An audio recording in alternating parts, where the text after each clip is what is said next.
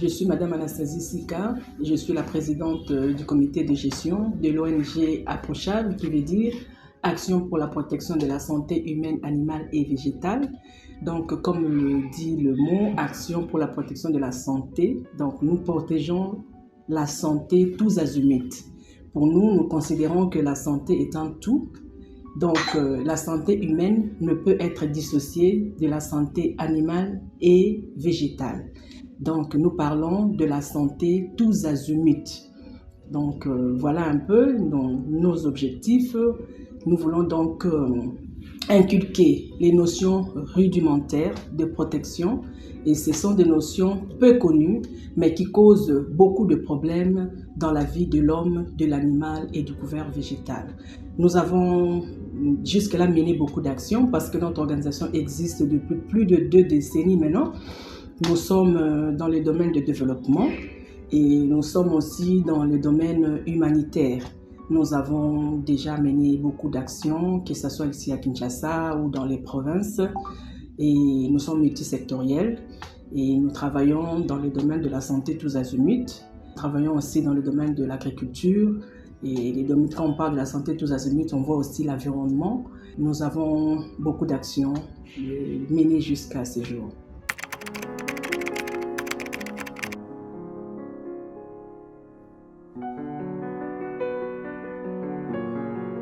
En fait, l'homme vit indissociablement des animaux et du couvert végétal.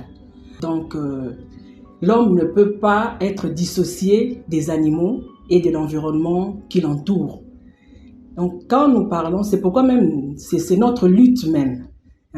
Donc, on parle de santé humaine, animale et végétale, ou soit environnementale. Ce sont donc les secteurs de la santé humaine, animale et environnementale sont liés intimement au travers de réalités écologiques qui gouvernent la vie en général. Donc notre santé dépend de celle de l'environnement. Et c'est l'environnement qui nous fournit au minimum la nourriture, c'est l'environnement qui nous donne de l'air que nous respirons, c'est l'environnement qui nous donne de l'eau que nous buvons. Donc, ces liens-là est pratiquement indissociable. C'est pourquoi même nous prenons pour l'approche une seule santé. Je ne sais pas si vous avez déjà entendu de cette approche.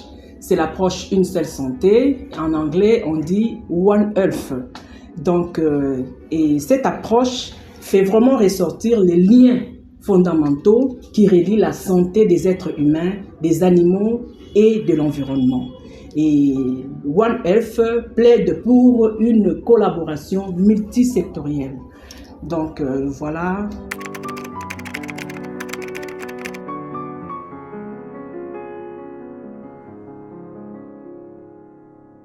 Il y a 2 modes de transmission. Déjà, je veux dire, nous parlons des zoonoses et des maladies animales. Les zoonoses sont des maladies transmissibles de l'homme à l'animal et vice-versa. Et il y a aussi ce que nous appelons les maladies animales, donc les maladies que nous pouvons attraper par les animaux. Et j'aimerais vous dire, à ce jour, l'OMS parle de 75% de cas de maladies humaines qui sont de maladies animales, donc qui proviennent des animaux. Donc voilà, donc en ce qui concerne le mode de transmission, on peut parler du mode viral. Donc ça peut être transmis par le virus et par les bactéries ou les parasites.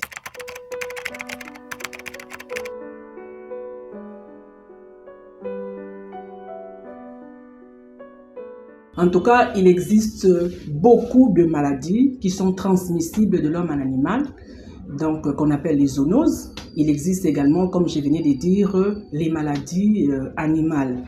Alors, les maladies zoonotiques qui sont transmises par le vecteur, ils sont causées par un virus, peuvent être causées, comme je viens de dire, par une bactérie ou parasite, et sont transmises aux humains par des animaux ou des insectes. Alors, certaines maladies d'origine animale sont transmises par l'intermédiaire d'un vecteur. Alors, si c'est les maladies transmises par le vecteur, et ce sont des maladies qui sont très variées. Il y en a plusieurs, comme je venais de le dire. Ce sont très variés.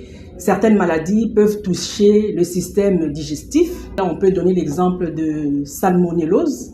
Ça touche directement le système digestif. D'autres touchent le système respiratoire. Là, on peut parler de la grippe aviaire. On peut parler de coronavirus qui touche le système respiratoire. Il y a certaines maladies également qui touchent le foie. On peut parler par exemple du virus de l'hépatite E. Il y a aussi des maladies zoonotiques qui touchent les systèmes nerveux. Là, nous avons également le cas de la rage. Vous savez que la rage est une zoonose. Elle est transmise de l'homme à l'animal. Et une fois que la maladie est déclarée, c'est la mort. Jusque-là, il n'y a pas encore de médicaments approuvés pour terminer la rage une fois déclarée.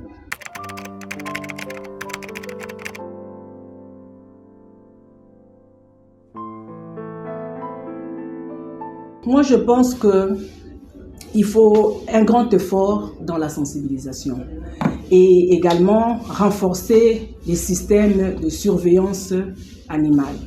Donc, il faut renforcer les systèmes de surveillance, qu'on appelle le protocole de surveillance. Et c'est au fait pour réduire les risques sanitaires. Il faut que l'information soit partagée à temps. Si l'information est partagée à temps, ça permet de prendre des décisions rapidement afin de réduire le risque de propagation de maladies animales ou bien zoonotiques. Et il faut aussi faire beaucoup de sensibilisation des masses. Et vraiment, c'est important de faire de sensibilisation de masse parce que c'est vraiment notre lutte, notre ONG lutte pour cela. Nous voyons que les gens sont en train de mourir, moi je peux dire bêtement, par manque d'information. Même la Bible nous le dit, mon peuple périt parce qu'il lui manque la connaissance. Donc les gens meurent parce qu'ils n'ont pas la connaissance sur telle ou telle maladie qui est transmise par un animal ou bien par l'environnement. Donc il faut vraiment de sensibilisation de masse. C'est pourquoi nous avons dit dans nos objectifs, nous voulons inculquer les notions rudimentaires, peu connues, mais portant gravement atteinte à la vie de l'homme, des animaux et du couvert végétal.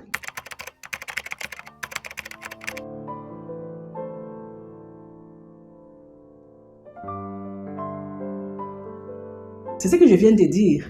Donc, il faut faire une sensibilisation des masses. Parce que, par exemple, je prends le cas de la rage. Aujourd'hui, la rage devait déjà être éradiquée dans notre pays.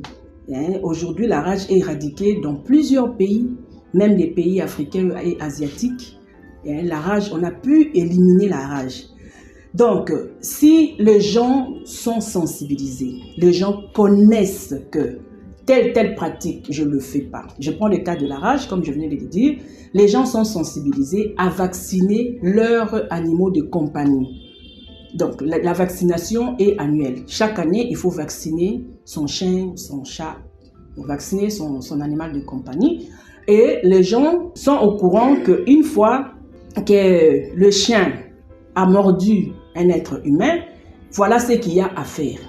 Voilà comment faire. Si les gens connaissent tout ça, les gens peuvent se prévenir de cette maladie.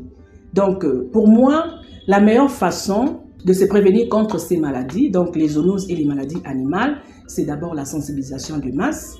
Et deuxièmement, c'est de renforcer le système de surveillance, comme je venais de le dire.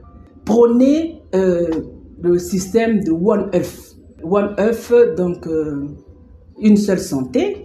Dans One Health, nous voyons la santé humaine, nous voyons la santé animale et nous voyons la santé liée à l'environnement. Donc c'est un peu ça.